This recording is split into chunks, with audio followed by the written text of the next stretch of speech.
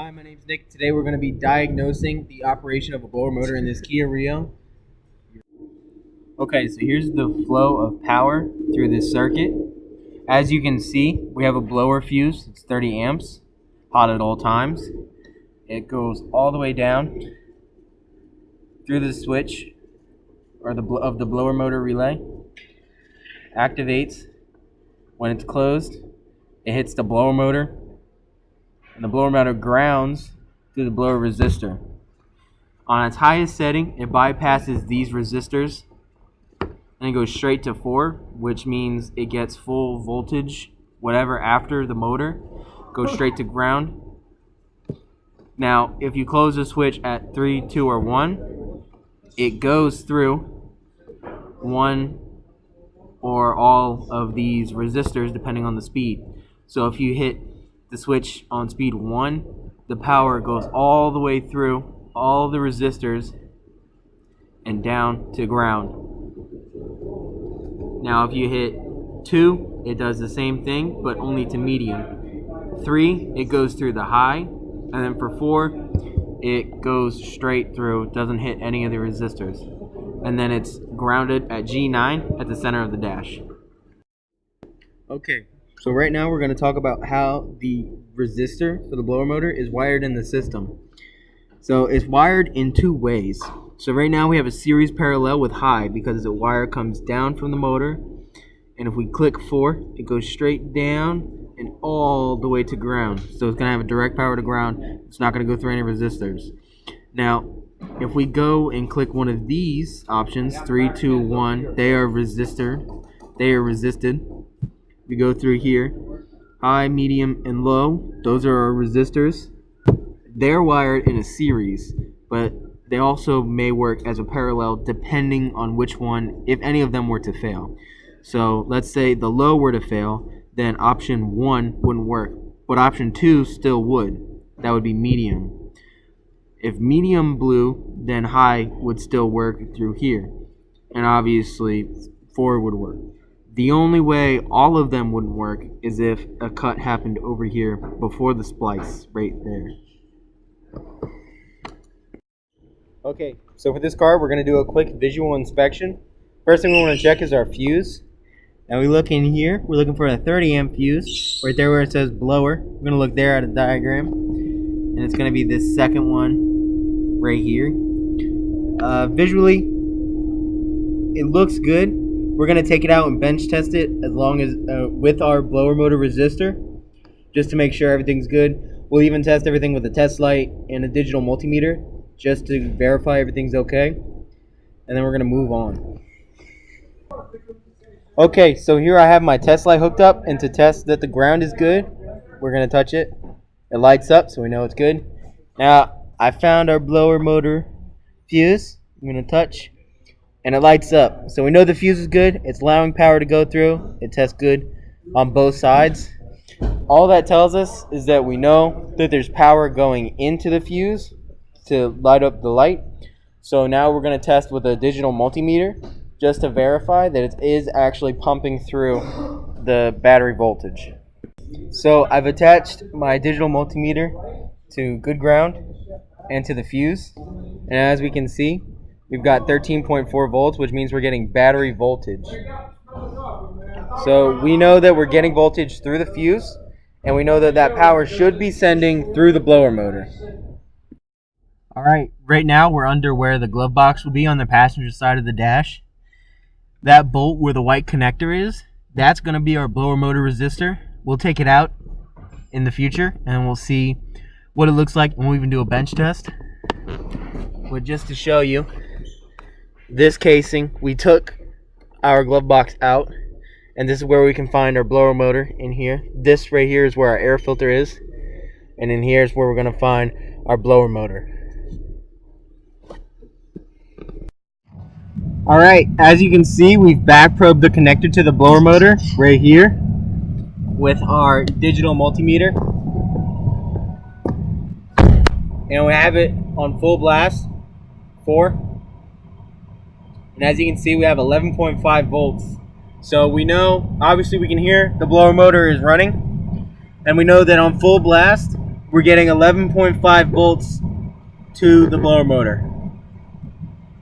Okay, so we have our blower motor resistor pulled out of the car. Right now we're going to test for resistance. So we have one of our pins attached. Now we're moving the other pin. So as you can see, we have 2.3 ohms. So that's going to be our first level, the most resistance. He's going to move it over to our second pin. That brings it down to, let's see, 1.4 ohms. So that will be number 2. And then we have number 3, speed. And it brings it down to 0.9 ohms. So we know that is speed number 3. And then of course number 4 is going to be a straight direct to the blower motor to ground. So there is no resistors in that line. Alright, so I have the multimeter set up for a voltage drop test over our blower motor.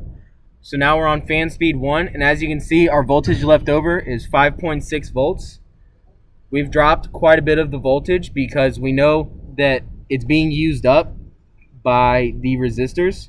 So if we go to fan speed 2, it's going to go up because the resistors are using less because it's not using as many resistors. Now if we go to fan speed 3, we can see it goes even more. And if we go all the way to high,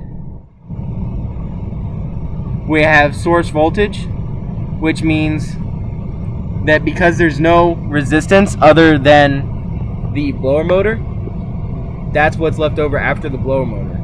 So the drop is very minimal.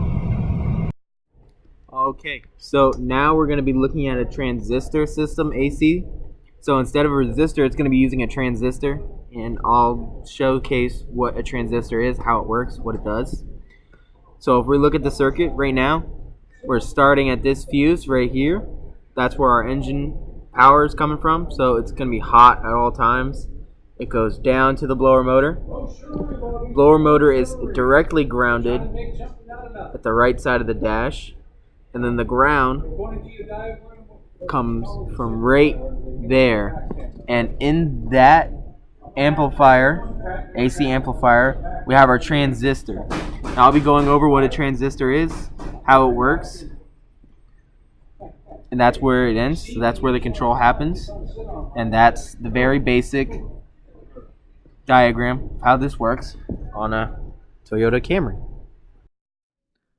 Okay, so here we have a basic diagram of a transistor. So what we have is, to a transistor, there's 3 parts. You have your base, your collector, and your emitter. So your emitter is going to be your signal wire. Usually it's to ground, but in certain systems it can be a little different. So what happens is the voltage goes into the base, and it creates the signal to the emitter, and the collector also splits off to power usually.